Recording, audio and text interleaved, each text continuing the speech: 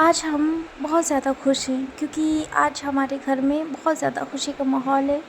घर में बहुत ज़्यादा चहल-पहल है, बहुत अच्छे-अच्छे खाना बन रहे हैं क्योंकि हर दिन तो ऐसे खाना नहीं बनते हमारे घर में। पर आज कुछ ज़्यादा ही स्पेशल खाना बन रहा है, कोरमा बन रहा है, बिरयानी बन रही है, जर्दा बन रहा है और स्वीट्स बन रही हैं। बहुत ज़्यादा चहल-पहल है और हम सब अच्छे-अच्छे कपड़े भी पहनेंगे और बहुत ही ज़्यादा मज़ा आने वाला है। अब आप लोग पूछेंगे क्यों? तो मैं बताती हूँ। आज हमारा जो शादी की बात चल रही थी, तो फाइनली आज फिर एक रिश्ता आया है। ये रिश्ता 133वां रिश्ता है। बहुत ही ज़्यादा हम टूट जाते हैं जब रिश्ता आते हैं हम लोगों के, तो हम लोग टूट जाते हैं कि अरे अभी बात नहीं बनी। फिर भी माँ बाप का मुँह देखकर मैं वो हर रिश्ता दिखाती हूँ, शायद बात बन जाए। कभी कोई रिश्ता मेरे कम पढ़े लिखे में टूट जाता है, हालांकि मैंने बीए किया हुआ है। कभी कोई रिश्ता टूट जाता है कि तुम्हारा घर अच्छा नहीं है। कभी कोई रिश्ता टूट जाता है कि तुम्हारे पापा अच्छा काम नहीं करते हैं। तो कभी कोई रिश्ता टूट जाता है कि हम लोगों को थोड़ा हाई फाई के घर में शादी करनी है। हालांकि घर में तो आ जाते हैं, फिर उसके बाद कभी कभी बोलते हैं कि हम फ़ोन करके बताएंगे जैसा भी होगा, और वो फ़ोन आता ही नहीं है।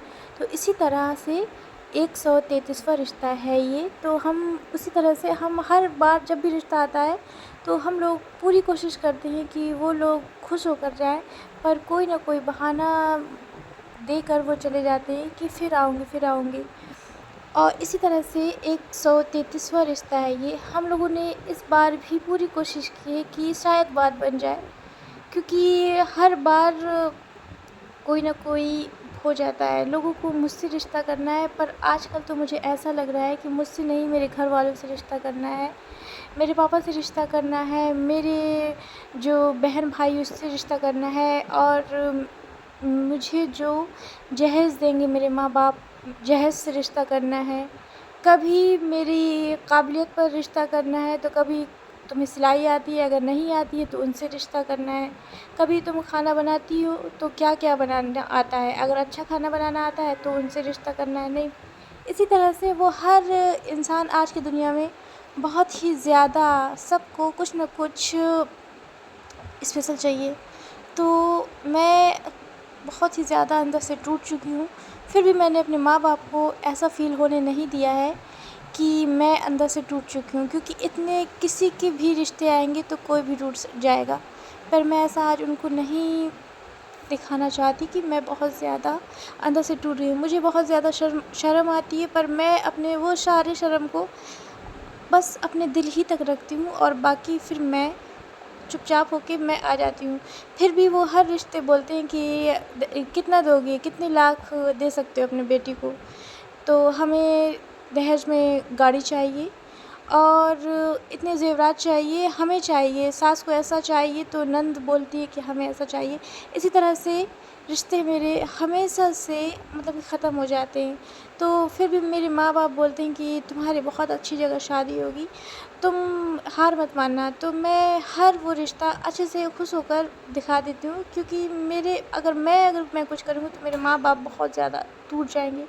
तो आज मैं फिर बहुत ज़्यादा, चलिए छोड़िए ये सब। आज मैं बताती हूँ आपको मेरे घर में क्या क्या बना है।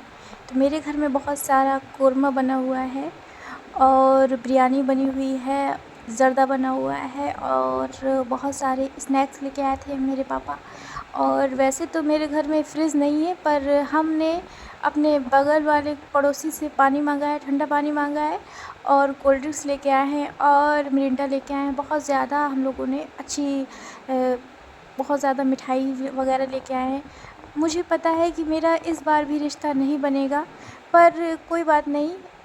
कोई भी मेहमान अगर आएगा तो हम लोगों को ऐसा मतलब कि करना है कि वो लोग मतलब कि अंदर से, मुझे चाहे जितना बुरा लग जाए पर मेहमान लोग को बुरा नहीं लगना चाहिए, क्योंकि वो लोग तो इतने दूर से आ रहे हैं ना, भले उनके अंदर क्या है क्या नहीं है तो ये तो मुझे नहीं पता है।